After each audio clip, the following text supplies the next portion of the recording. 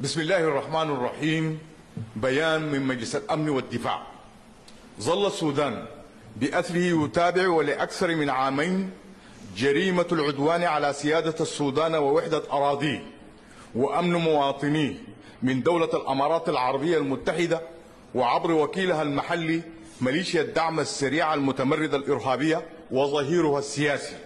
وعندما تيقنت دولة الأمارات من هزيمة وكيلها المحلي الذي دحرته قواتنا المسلحة، المؤسسة الشرعية المناط بها الزود عن حياض الوطن والحفاظ على مقدراته، صعدت دعمها وسخرت المزيد من إمكانياتها لإمداد التمرد بأسلحة استراتيجية متطورة ظلت تستهدف بها المنشآت الحيوية والخدمية بالبلاد، وآخرها استهداف مستودعات النفط والغاز وميناء ومطار بورسودان ومحطات الكهرباء والفنادق، وعرضت حياة ملايين المدنيين وممتلكاتهم للخطر، الأمر الذي يهدد الأمن الإقليمي والدولي وبصفة خاصة أمن البحر الأحمر.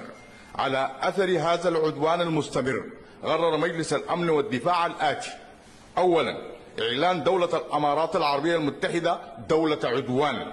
ثانيا، قطع العلاقات الدبلوماسية معها. ثالثا وأخيرا، سحب السفارة السودانية والقنصلية العامة، واتساقا مع نص وروح المادة 51 من ميثاق الأمم المتحدة التي أعطت الدول الحق في الدفاع عن نفسها، يحتفظ السودان بالحق في رد العدوان بكافة السبل للحفاظ على سيادة البلاد ووحدة أراضيها ولضمان حماية المدنيين واستمرار وصول المساعدات الإنسانية.